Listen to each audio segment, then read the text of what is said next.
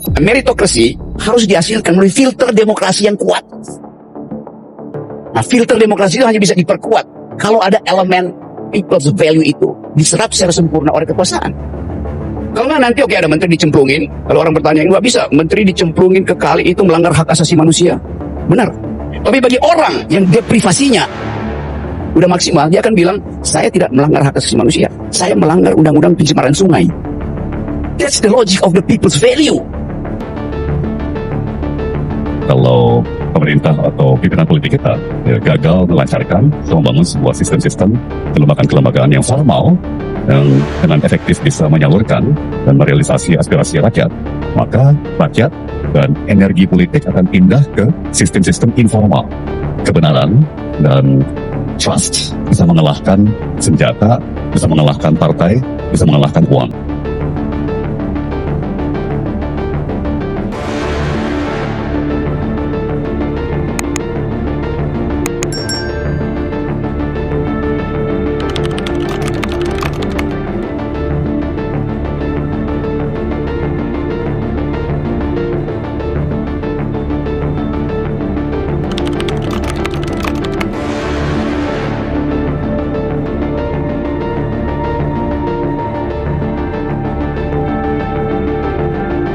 Terima kasih teman-teman, Bapak Ibu sekalian, saya didampingi sama dua orang yang sangat brilian. Saya akan coba bertahan dengan mereka selama 1 jam ke depan. Dan tentunya yang nonton ini harus paham bahwa saya tuh sensitif sekali untuk memagari apapun yang akan dibicarakan oleh teman-teman saya ini.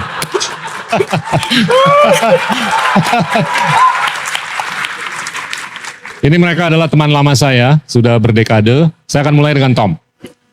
Tom mungkin sebagai backdrop, dan untuk Rocky juga, saya sering ngobrol mengenai perbandingan antara pertumbuhan ekonomi antara Tiongkok dengan Asia Tenggara. Tiongkok 30 tahun terakhir, PDB per orangnya atau pendapatan per orangnya tumbuh kurang lebih 10 kali lipat, sedangkan Asia Tenggara hanya 2,7 kali lipat. Ini nyata dikarenakan atribut-atribut yang melotot. Yang pertama, kurangnya investasi di pendidikan. Kedua, kurangnya investasi di infrastruktur. 3, kurangnya titik temu yang optimal antara kekuasaan dengan talenta. Dan yang keempat adalah kurangnya daya saing. Dan yang kelima, ini yang sangat paradoksal, adalah Tiongkok sebagai autokrasi lebih berhasil mendesentralisasi aktivitas ekonomi. Politiknya sentralistis, aktivitas ekonominya desentralistis. Sedangkan banyak demokrasi di dunia, termasuk banyak demokrasi di Asia Tenggara, politiknya desentralistis, tapi aktivitas ekonominya sangat sentralistis. Sehingga kesenjangan antara kota primer dan kota sekunder dan daerah itu nyata. Nah, akarnya nih kalau menurut saya nggak terlalu banyak, tapi saya mau coba mengupas dari sisi titik temu antara talenta dan kekuasaan. Bagaimana Indonesia ke depan itu lebih bisa menunjukkan kapasitas ataupun keinginan untuk mengseleksi talenta lebih berdasarkan meritokrasi dibandingkan loyalitas dan atau patronase. Silakan Tom.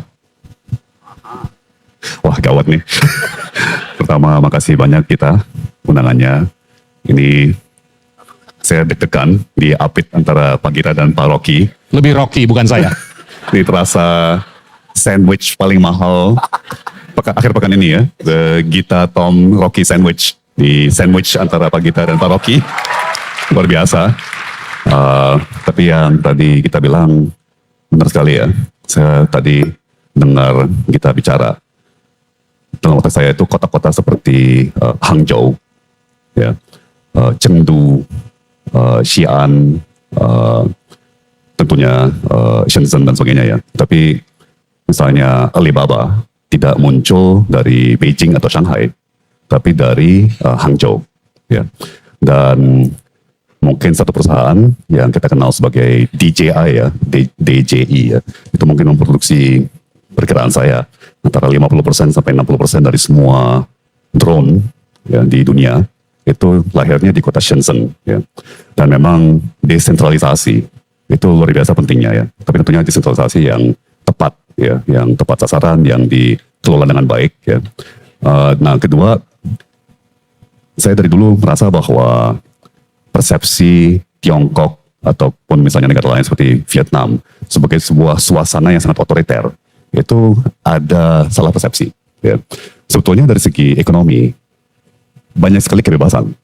Ya. Nggak mungkin seorang Jack Ma bisa membangun sebuah Alibaba. Ya. Dan selain dia ada banyak lagi seperti Pony Ma yang bikin WeChat. Ya. Induknya tentunya namanya Tencent. Saya tidak hafal nama-nama yang bikin TikTok, ByteDance, maupun DJI dan lain-lain ya. Tapi pemerintah di sana memberikan ruang ya, dan sekira ya tadi kita bilang talenta ya, itu benar-benar diperhatikan dan disediakan kepada inovator-inovator seperti Jack Ma, ya, Pony Ma, dan lain-lain ya. Jadi memang desentralisasi dan demokratisasi, ironisnya ya, kita mungkin jarang pakai istilah demokrasi atau demokratisasi dalam konteks membicarakan sebuah negara yang dikenal sebagai otoriter atau minimum single party rule ya. Tapi sebetulnya pemerataan peluang, pemerataan akses pada pendidikan, kesehatan itu jauh lebih merata ya. Sekalipun sistemnya adalah single party rule ya. Nah, itu mungkin pelajaran besar buat kita. Ya, jadi it's not only about formalitas pemilu, ya, bahwa memang wakil rakyat itu terpilih melalui sebuah prosedur kita kenal sebagai pemilu, tapi bagaimana dengan pemerataan, ya, demokratisasi akses, demokratisasi peluang, demokratisasi infrastruktur dan sarana ya. Tepuk tangan. Dok, lo mau jawab pertanyaan yang sama atau mau lanjut ke pertanyaan berikutnya? Aku jawab dulu baru kita bertanya ya. Oke. Semoga nggak ada mens rea nanti. Tadi saya masih ikuti ujung dari pembicaraan LPDP Pak Sudarpo. Di situ dia tulis global engagement sebagai akar dari inovasi. Betul ya Pak? Global engagement adalah akar dari inovasi. Itu menunjukkan bahwa meritokrasi akan diukurkan pada kemampuan kita untuk membangun nexus global. Politically, economically, culturally, segala macam. Tetapi ada yang miss di dalam wording tadi. Kita mau hitung apa yang akan membatalkan optimisme kita untuk terlibat dalam global nexus of technology, global nexus of education. Seandainya kalimat itu saya balik, betul, global engagement adalah akar dari inovasi, tetapi local management adalah akar dari korupsi. That's the paradox. Jadi kita mau bicara tentang meritokrasi di dalam lingkungan politik yang dikuasai oleh para, saya cari istilahnya ya supaya ada bunyinya. Meritokrasi di dalam ide, tetapi dikendalikan oleh kaum mediocre.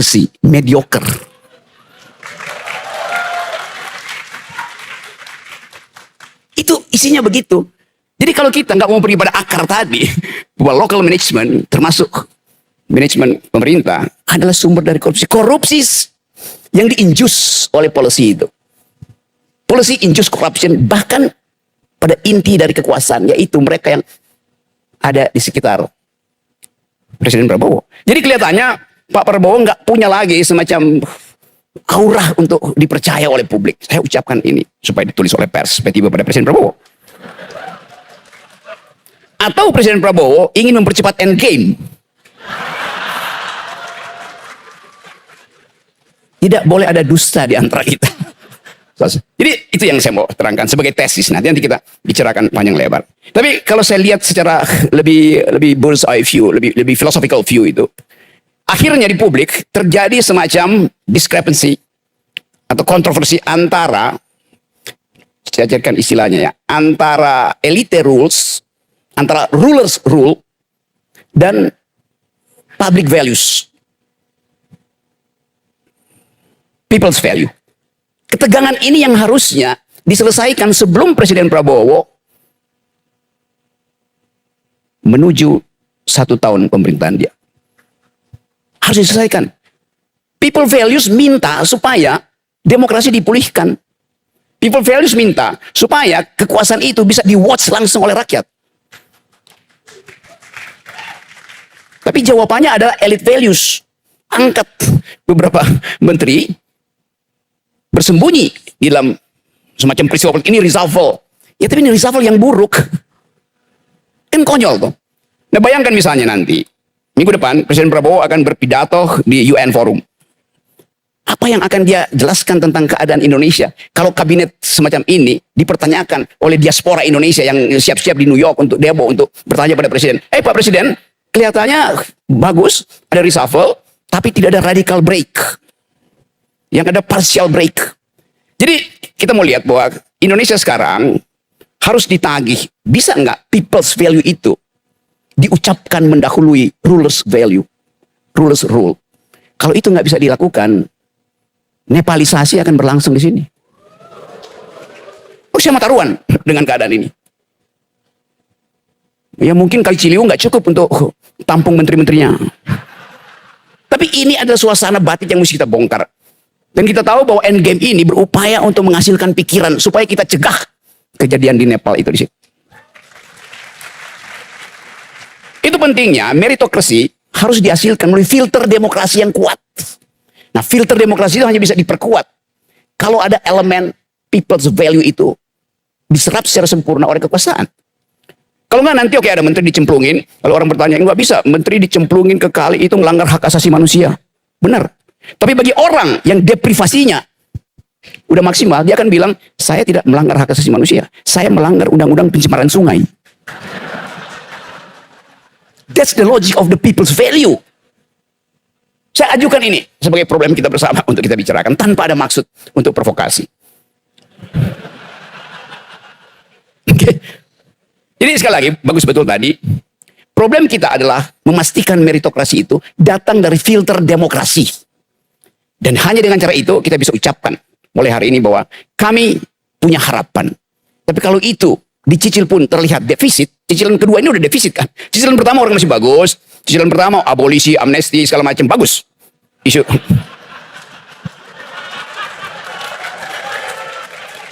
Anda lihat Pak Tom tersenyum manis. Tapi tidak semanis gula. Yang menjadi sumber kriminalisasi dia. Oke teman-teman. Sebelum saya masuk pada hal-hal yang berbahaya,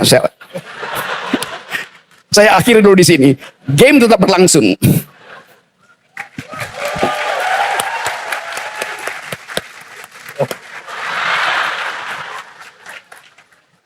Ini repotnya ngobrol sama Rocky begini. Gua nggak tahu harus minum Antimo atau Panadol sekarang. Dan selalu keluar dari naskah. Rock, gua mau coba menurunkan derajat ekstremismenya. Kita ngobrol konsep deh ya. Gue mau tetap lanjut di paradoks yang sangat nyata.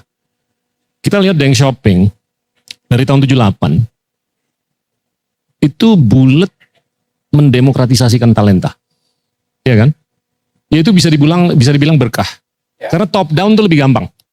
Iya kan? Apalagi kalau yang di atasnya megang senapan, megang politik, dan megang institusi. Dan seringkali yang di atas itu juga menyadari bahwasanya ada keterbatasan untuk meng-top down-kan apapun. Oke, sehingga, sebentar. sabar.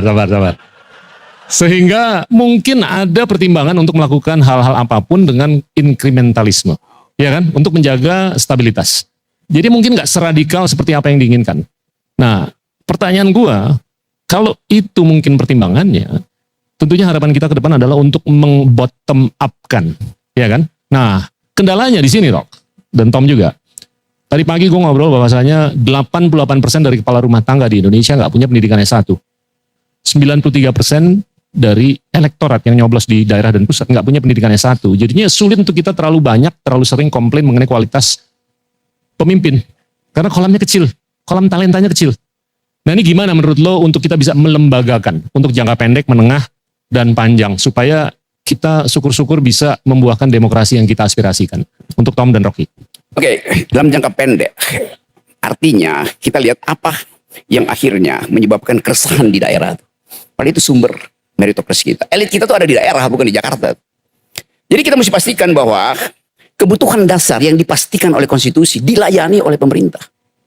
Sekarang pemerintah potong segala macam hal yang menjadi hak dari rakyat daerah tuh.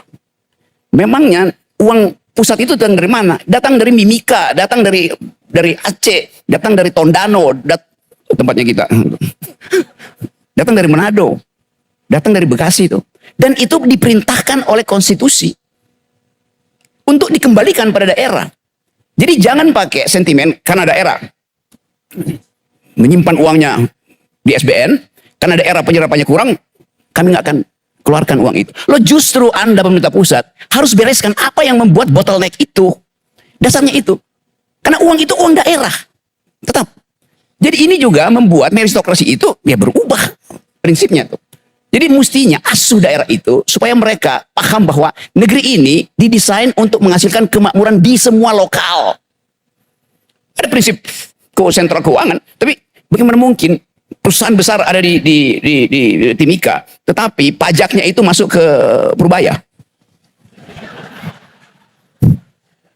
Kan ini nggak adil tuh. Nah ini juga yang akan menyebabkan gejala-gejala federalisme yang mulai dibicarakan sekarang. Semua daerah ini bergolak hanya karena prinsip itu.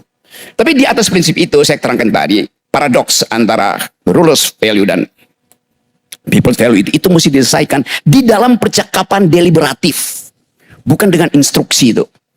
Jadi kita ingin kembalikan demokrasi sebagai percakapan antar rakyat. Itu yang nggak terjadi. Apakah di Tiongkok terjadi percakapan itu? Nggak ada juga emang. Tetapi ada kepastian. Seseorang yang masuk tentara, dia tahu dia bisa jadi jenderal. Seseorang yang berusaha di sebuah kabupaten kecil, dia tahu dia bisa jadi konglomerat. Jadi, oke, politiknya diasuh oleh Deng Xiaoping, tetapi ekonominya diasuh oleh Milton Friedman di Tiongkok. Ada kepastian usaha di situ. Maka kita mau coba-coba tiru itu. Di kita feodalismenya kuat sekali. Salah satu yang membatalkan ide meritokrasi ada feodalisme, koncoisme, nepotisme. Itu soalnya kan. Walaupun kita juga mesti bikin semacam sebut aja kritik kecil yang mungkin makin lama besar tentang keadaan demokrasi dan sistem pengendalian opini publik di Tiongkok. Satu waktu saya diundang kasih kuliah di kota yang paling dekat dengan Beijing, itu hanya 30 menit pakai kereta cepat, Tianjin. Sampai di situ ada sepeda-sepeda, pakai barcode, tapi di sampingnya ada pengemis. Pengemisnya taruh barcode. Jadi kita nyumbang ke dia pakai barcode. Maju pengemisan itu. Tetapi korupsi tidak ada. Mengemis oke, tapi jangan korupsi. Dipenggal kepalamu kalau korupsi.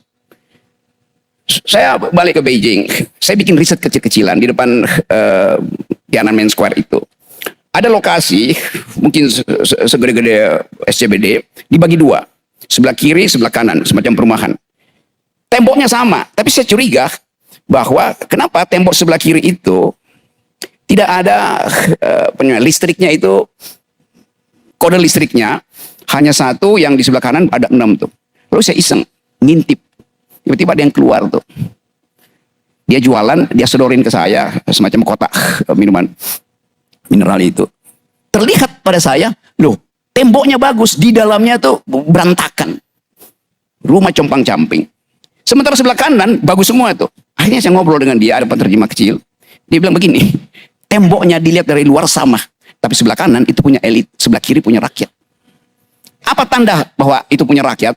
Di dalam satu gedung itu ada 7-8 token listrik. Artinya di dalam ruangan mungkin 8x8 ada 8 keluarga. Jadi tetap disembunyikan disparitas sosial itu.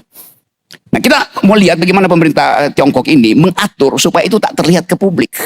Tetap kita mesti kritis melihat bahwa ada problem di situ. Saya masih ngobrol dengan seorang penghuni rumah itu, dia bilang pemerintah Beijing punya program perbaikan rumah di situ. Tapi dia akhirnya cerita, dia bilang, Anda dari mana? Saya bilang, saya dari Indonesia, saya jurnalis, saya nipu aja tuh supaya. Akhirnya dia cerita bahwa kadangkala petugas perbaikan rumah itu Dia cuman tutup bagian yang terlihat bolong tanpa dia membongkar konstruksinya. Setiap 3 bulan rusak lagi rumah itu. Ya cuman ya dipoles semen doang tuh. Padahal fondasi yang mesti diganti itu. Jadi tetap kita mesti lihat itu sebagai problem. Ini bukan kita ingin memperlihatkan apa yang busuk di situ. Semua dunia bisa tahu itu. Sebab kalau saya ngomong terlalu banyak tentang Cina, nanti Donald Trump senang tuh. Jadi sekali lagi kita melihat itu. Tetapi kita balik tadi pada pertanyaan Pak Gito. Apa yang bisa kita jadikan mesin untuk menghentikan feodalisme supaya meritokrasi itu betul-betul datang dari keunggulan manusia, bukan dari keunggulan partai politik, bukan keunggulan dari koneksi politik. Jadi sekali lagi, tepat kalau kita ucapkan bahwa dana pendidikan itu mesti diperbanyak. Tapi yang terjadi sekarang, yes. Ya, saya dengar Menteri Menengah apa namanya yang ngurus SD, SMP, SMA itu mengeluh bahwa dia minta berapa 16 triliun yang dikasih cuma 400 miliar. Sementara itu kita lihat bagaimana Presiden Prabowo hendak memastikan bahwa meritokrasi ini juga bisa jalan dengan membackup proyek-proyek sosialnya tuh, makan siang bergizi yang sekarang ada 5.000 anak keracunan. Yes, datanya itu. Terus apalagi perumahan rakyat yang dibuat oleh Marwar yang sebetulnya saya dapat data itu baru 0, itu baru omong-omong doang tuh, nggak ada faktanya di situ kan. Jadi begitu banyak hal sehingga suatu waktu orang akan anggap bahwa ya Pak Presiden itu mau bikin meritokrasi tapi tanpa konsep yang memungkinkan orang percaya. Ini semuanya itu politik of hope. Kenapa orang nggak percaya? Karena dimulai dengan rekrutmen tokoh-tokoh orang-orang yang sebetulnya ya klasenya ada, meritnya nggak ada. Jadi sekali lagi itu kritik saya dan saya senang karena selalu dipercaya oleh Pak Gita untuk menyuarakan hati nurani dia.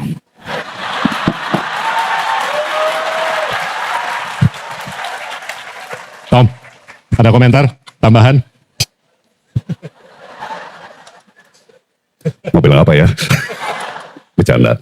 Pertama saya mau meralat yang tadi kita bilang ya, dan kita pernah ngomongin ini berapa malam lalu ya, waktu kita dinner di kantor kita, bahwa besarannya persentase populasi kita yang tanda kutip hanya punya pendidikan SD atau SMP, ya, itu merupakan tanda-tanda bahwa masa depan itu suram, ya, bahwa tidak ada harapan, ya.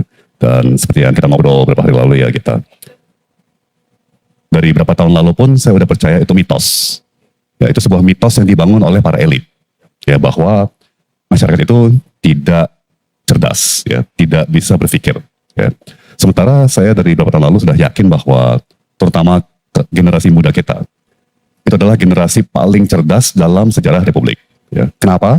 Karena terlepas tingkat pendidikan, mau SD mau SMP, ini generasi-generasi yang mengkonsumsi konten global dari usia dini melalui media sosial. Ya.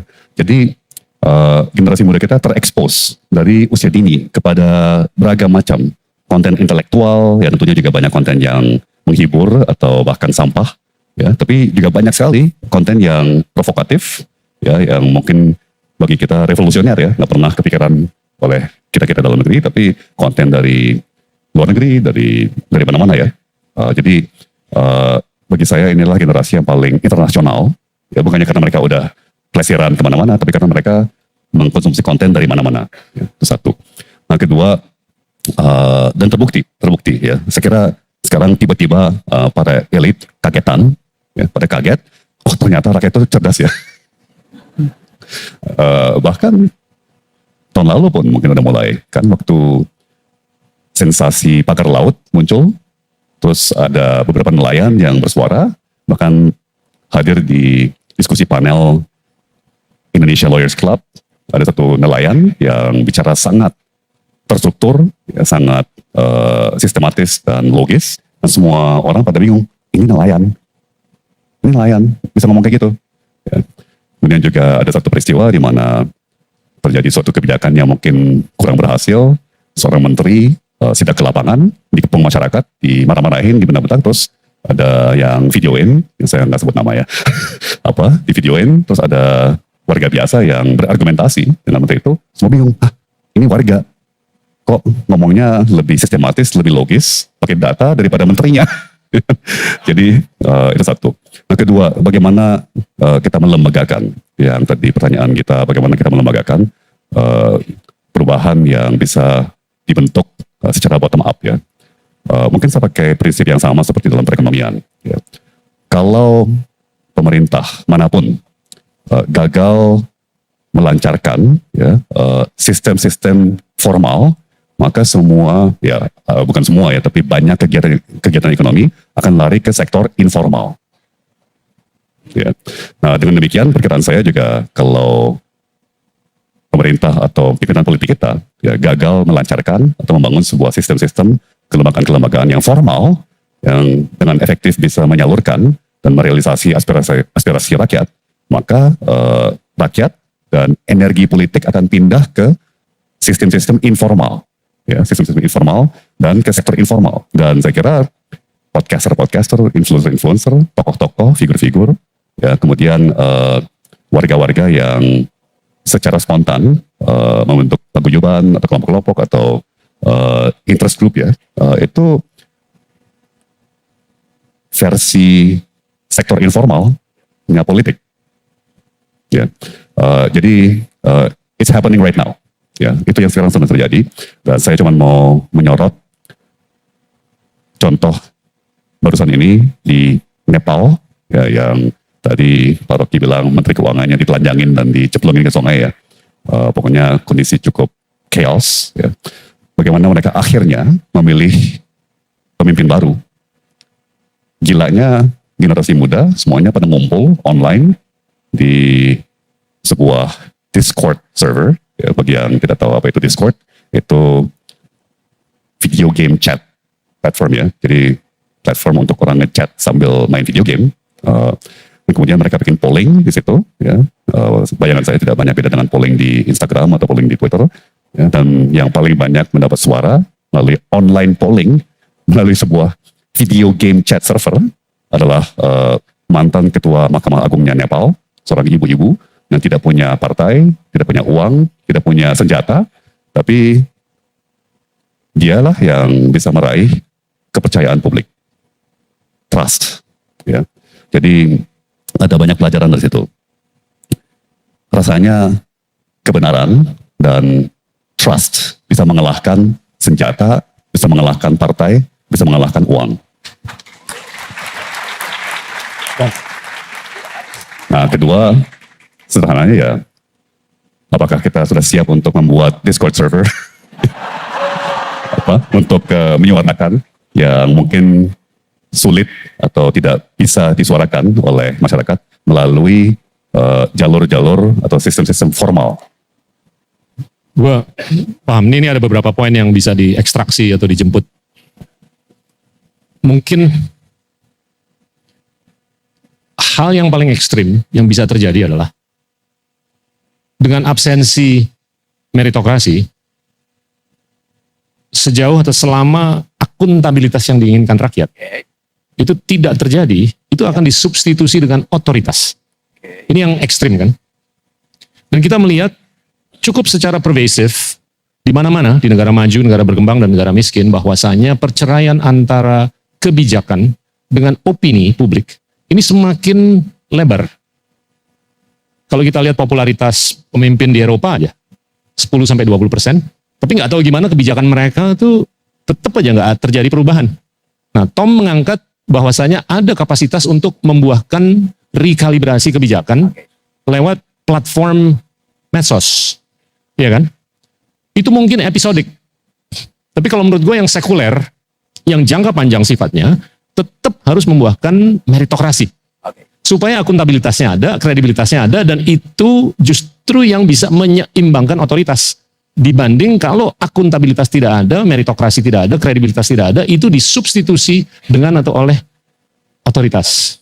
Nah, ini observasi pertama, Rok. Yang kedua, mungkin counter dari argumentasi ini adalah kalau meritokrasi itu nyata dan bahkan ekstrim, itu bisa dibilang agak sedikit Darwinian. Karena itu akan mengsegregasi orang yang nggak mampu memiliki merit. Ya, karena mungkin dia termarginalisasi. Ya kan? Apalagi kalau tidak difasilitasi untuk dia bisa merangkak ke atas. Itu risiko yang harus kita pikirkan juga ke depan. Kalau meritokrasi itu ekstrim, itu bisa sangat atau mungkin agak Darwinian, sehingga dia akan memarginalisasi siapapun yang kurang mumpuni atau berkenan. Silakan, Bung Rocky dan Bung Tom. Oke, siapa yang mau nulis disertasi S3 pakai tema ini? Yaitu bila meritokrasi itu defisit, maka akan apa tadi istilahnya, akan bail out oleh otoritas. Bahaya itu. Sekarang coba kita bayangkan, apakah kita kekurangan meritokrasi secara Darwinian? Tidak. Kalau Darwin kita putar balik ke belakang, konstitusi kita dihasilkan oleh kapasitas meritokrasi terbaik bangsa ini. Percakapan intelektual ketika membangun republik, memilih mau jadi republik atau menjadi kerajaan Islam, menjadi kesultanan segala macam, hasil dari kemampuan otak kita untuk bertengkar. Dan itu pertama-tama fondasi dari meritokrasi. Sekarang pertanyaannya, kenapa pertengkaran itu hilang di dalam percakapan publik hari-hari ini? Kita mau pastikan bahwa pertengkaran itu hanya bisa kita andalkan sebagai landasan meritokrasi, bahkan untuk masuk dalam global nexus itu, kalau betul-betul pertengkaran itu didasarkan pada kapasitas berpikir yang argumentatif. Sekarang pertanyaannya, apakah kita seperti para founding parents kita? Tadi Pak Sudarto bilang founding father, salah tuh. Founding parents atau founding person. Karena di dalamnya ada 5 orang perempuan yang ikut membangun bangsa ini. Sekedar mengingatkan aja tuh. Okay. Coba kita bayangkan, apakah kemampuan argumentatif ini betul-betul harus kita restore, kita reset. Karena di awal, origin position kita adalah perdebatan. Amartya Sen menulis buku judulnya Argumentative Indian. Di India, berargumentasi itu dihasilkan setiap hari dari dalam keluarga, di film-film, di jalan raya. Jadi India terlatih untuk berargumentasi. Itu kata Amartya Sen. Juga Martin Nathaniel Gawa punya kemampuan argumentatif tadi. Nah sekarang kita lihat proses apa yang membatalkan isu utama argumentatif saya itu di awal Republik dan sekarang dia hilang. Yaitu pelembagaan nilai-nilai demokrasi. Demokrasi dihidupkan dengan argumentasi. Tetapi itu mengandalkan bahwa ada kurikulum publik yang didesain secara deliberatif, secara sengaja untuk menghasilkan kemampuan berargumentasi. Nah, sekolah-sekolah kita sampai perguruan tinggi nggak ada fasilitas itu. Jadi meritokrasi membutuhkan suasana kultural, bahkan suasana politis yang argumentatif. Endgame berupaya untuk memulai itu dengan membuka. Ini kan ke sekolah argumentasi semua kan. Jadi kita contoh aja bahwa kemampuan bangsa ini akhirnya meluntur atau bahkan defisit karena tokoh-tokoh publiknya itu, ketua-ketua partai tidak bisa berargumentasi. Mata uang politik adalah argumen, bukan sentimen. Nah ini yang saya kira mesti kita, kalau kita mau reset supaya pergi pada original position, pada default position kita negara yang didesain untuk berargumen, tapi tiba-tiba hilang. Nah itu kita mesti mulai dengan tadi, lembaga-lembaga politik ini mesti diinstal dengan pikiran-pikiran tajam seperti forum-forum ini. Ini forum-forum yang dulu dipikirkan oleh Socrates sebagai public sphere. Percakapan itu dihasilkan supaya terlihat bahwa oke, masalah itu dikenali secara persis. Saya coba kasih kritik sistem rekrutmen elit kita yang menghasilkan meritokrasi. Anda mau jadi anggota legislatif, eksekutif, yudikatif segala macam itu hanya dengan mengandalkan tadi lembaga survei. Jadi meritokrasi kita ditentukan oleh bukan lembaga surveinya, tapi pemilik lembaga survei. Kan ngaco tuh. Tiba-tiba elektabilitasnya udah tinggi. Lo menjadi politisi, menjadi public servant, ukurannya bukan elektabilitas. Ukuran pertama adalah etikability, etikabilitas. Supaya dia dari awal bersih. Dia paham bahwa dia akan jadi pejabat publik, melayani publik sebagai servant, public servant. Maka etikability-nya diuji dulu.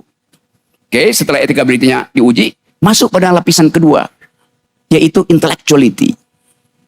Mampu nggak dia berpikir abstrak? Berpikir teoritis. Karena kompleksitas problem kita dengan dunia, ada soal gender equality, environmental ethics, human solidarity, global security, itu memerlukan teori paradigma di kepala. Bukan soal ijazah, bahkan yang punya ijazah aja nggak mampu berpikir, apalagi yang ijazahnya palsu. Jadi parameter itu mesti ada. You mau jadi public servant, jadi tokoh politik, tokoh publik, lulus nggak etikabilitas? Lulus. Oke. Lulus nggak intelektualitas? Lulus. Baru kita izinkan dia diuji secara elektabilitas. Jelas stepping itu. Pastikan etikabilitasnya bagus, pastikan intellectuality-nya bagus, baru kita izinkan dia menguji elektabilitas. Yang terjadi sekarang elektabilitas didahulukan. Itu yang menyebabkan meritokrasi kita didasarkan pada KKN. Jadi basis ini yang saya kira mesti kita ubah, supaya tadi untuk naikin lagi itu, ubah mental kita dalam berpolitik. Mereka yang ada di belakang kita jauh, Soekarno, Hatta, Syahrir, Natsir, Rangkuna Said, segala macam itu, Ibu SK Trimurti, memulai politik dengan mempercakapkannya secara intelektual. Jadi prinsipnya adalah bukan bring intellectual into politics, tapi bring politics back into the intellectual. Itu poinnya. Terima kasih. Thank you. Om? Tadi kita tanya akuntabilitas dan risiko otoritarianisme.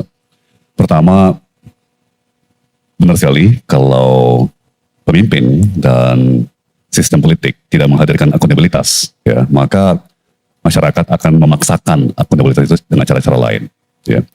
Termasuk digeruduk di media sosial. Ya, jadi mungkin belum terjadi menteri ditelanjangin dan dicemplungin ke sungai, tapi secara online sudah terjadi beberapa sosok politik, ya, yang akhirnya kelewatan, memicu amarah publik, boleh dibilang ditelanjangin secara virtual online, ya, dan benar-benar dipermalukan dan dihabisi, ya, oleh publik di media sosial, di online, ya.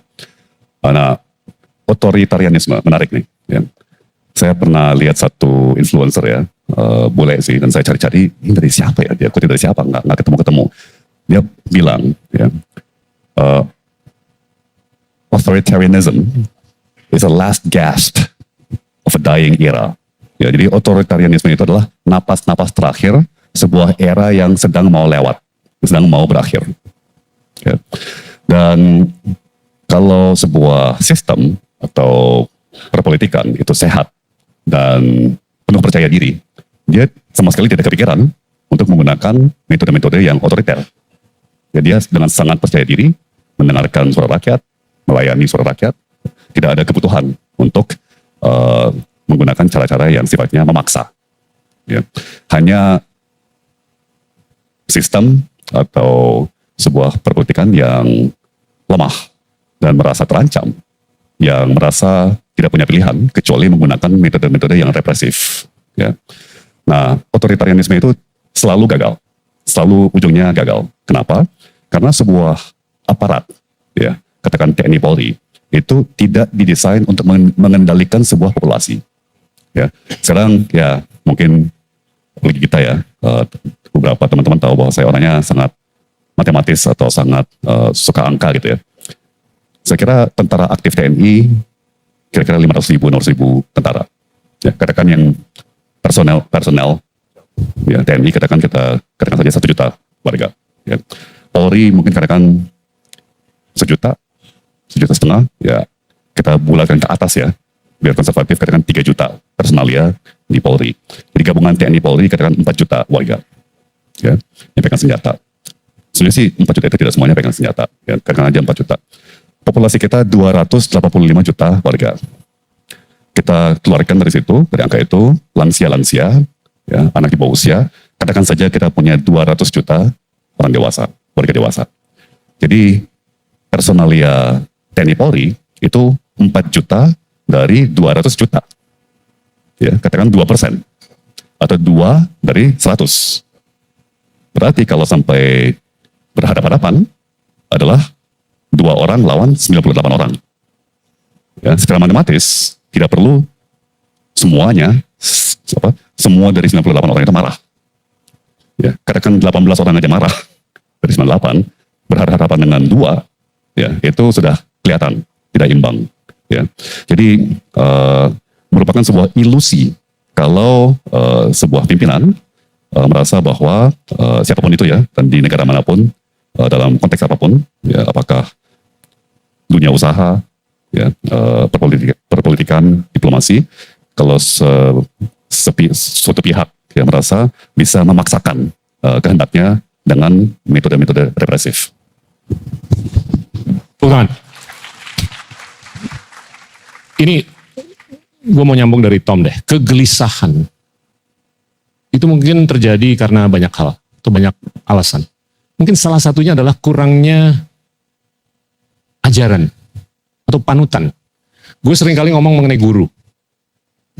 Singapura, Taiwan, Korea, Tiongkok tuh nyata berinvestasi dari awal waktu di kualitas guru yang tinggi sekali. Dan ini berkorelasi dengan kapasitas mereka untuk mengaktualisasikan nilai apapun lah.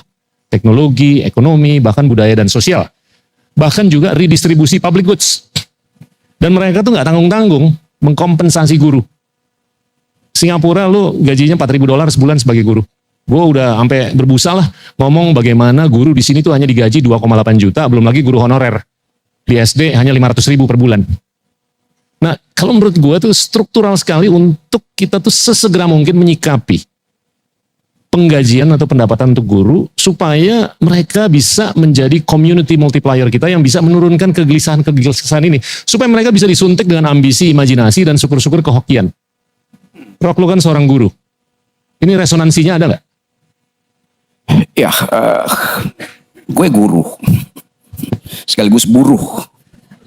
Karena nganggur. Coba kita lihat metode pedagogi kita. Yang seharusnya membebaskan guru bertengkar dengan murid, sebaliknya murid bertengkar dengan guru. Kan didaktika, dasarnya ada dialektika. Hanya di dalam dialektika muncul didaktika. Dialektikanya dibunuh, nggak ada. Kenapa? Karena pengaruh politik. Politik kita hierarkis, feodal, otoriter, itu masuk jadi subkultur di kelas-kelas juga. Bahkan di universitas. Kita nggak boleh mengucapkan sesuatu sebagai dasar kebebasan kita untuk berpikir, karena ada hierarki, hanya guru besar yang boleh membuat tesis. Hanya dosen yang boleh pakai mimbar akademis. Ngaco tuh. Satu waktu saya diundang buat dengerin promosi disertasi di Universitas Indonesia itu. Saya ikuti percakapan di situ. Lama-lama saya anggap ada yang keliru nih ujian disertasinya tuh.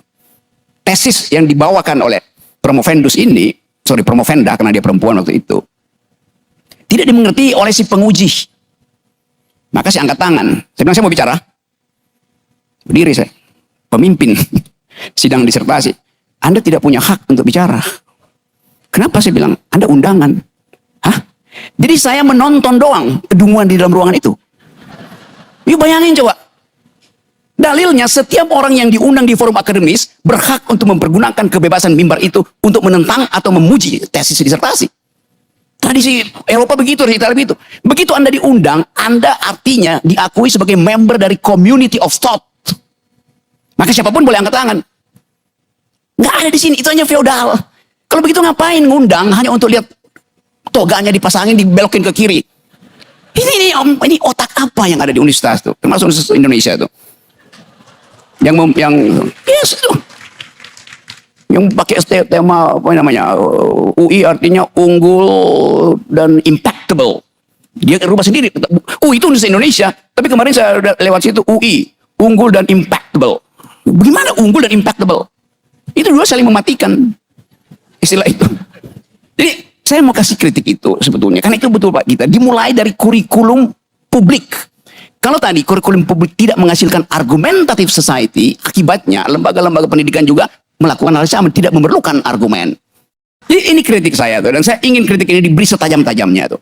Sekarang rekrutmen guru demikian. Guru honorer sekarang mengeluh karena bagian yang harusnya jadi hak dia diutamakan pada guru-guru yang datang dari kedinasan. Sebagian besar anggaran pendidikan kita tiba di unit-unit pemerintah, sekolah dinas ini. Sekolah umum krisis likuiditas. Jadi saya ingin terangkan itu supaya satu waktu kita katakan bahwa UI itu balik pada fungsi utamanya itu memprovokasi argumen tuh.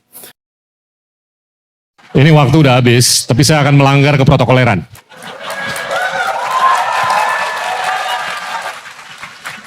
Saya hanya mau nanya satu pertanyaan aja, dan saya sangat bersyukur, alhamdulillah, puji Tuhan saya bisa duduk di sebelah teman dekat saya, Tom. Tom, does God have a sense of humor?